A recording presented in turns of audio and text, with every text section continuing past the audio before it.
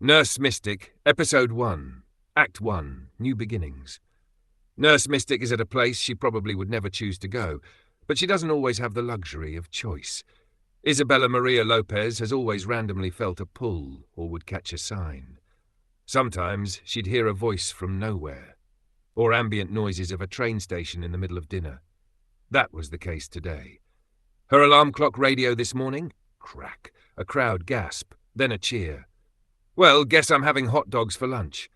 That's where we find Nurse Mystic right now, dressed in a team polo, simple slacks, high heels, and her big bag with a giant medical cross on it.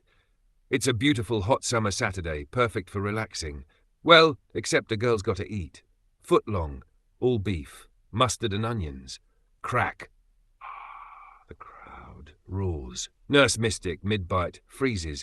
Her sunglasses scan the crowd. A shadow moves. Her head turns slowly. The hot dog slips from her hand, hits the concrete in slow motion, mustard side down. Mystic. Every damn time I jinx it. Focus. Everyone's looking up, but not Isabella. She's scanning the shadows. Her lenses reflect faces. Faces she might need to remember later. Announcer. Home run! The score is now tied. 1 out, top of the 9th. If the Red Barons score, we win. Second announcer. Or maybe we'll have some free baseball, Bob. Extra innings? Too soon to tell. Next bat. Wasn't there a ball boy on the other first base side? Quickly now, she tucks herself into the back behind the dugout past the security guards. They barely give her bag a second glance.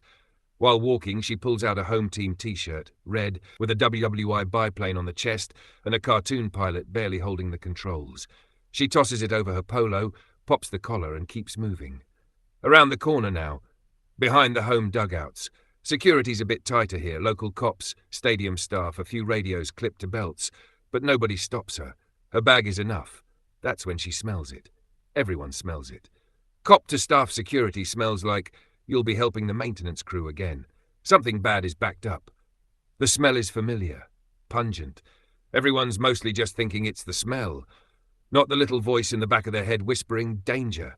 But the employees are uneasy. They're finding excuses to go to the bathroom, to leave the area.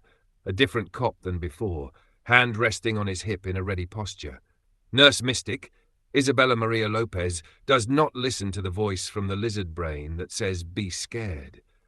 She looks for other signs, and not just fresh scratch marks on a fire extinguisher case or the bag of baseball bats, donuts, weights, bat gloves with a squirt bottle of water.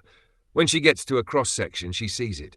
A single, slightly bloody baseball bat with brown fur. Mystic. Definitely looks like a werepug I know. She was going to go left. It was dark.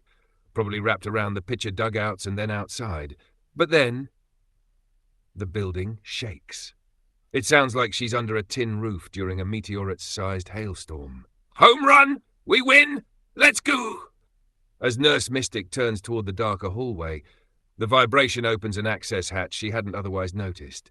So, in she went.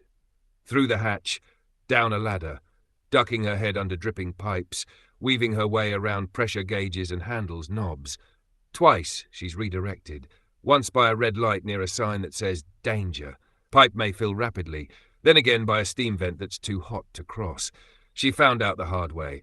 Her arm is now wrapped in bandages. No medicine, just a self-taught lesson. She turns a corner and stops. In front of her, a long, winding metal staircase. Old, rusty, 40 steps minimum, maybe more.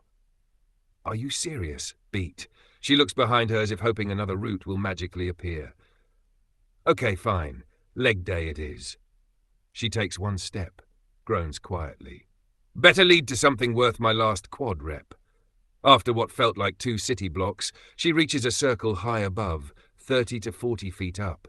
A ladder, caged in, leads straight to the surface. Well, guess it's leg day, Isabella. What's a better way to spend your Saturday? Just as she can smell the fresh air, along with a trickle of sweat, she squints, looking down to block the bright sun. But when she gets to the top, she hears a ringtone. Analog. Tinny, who let the dogs out? She stops, just as her feet hit the ground, listening. Well, that's a more specific than usual clue, universe. Then she realizes it's a literal cell phone. The ringing stops, then starts again. She already knows who's going to be on the other line. Big Papa Pup. Call it a professional courtesy. To inform you that what you're searching for isn't warranted or needed.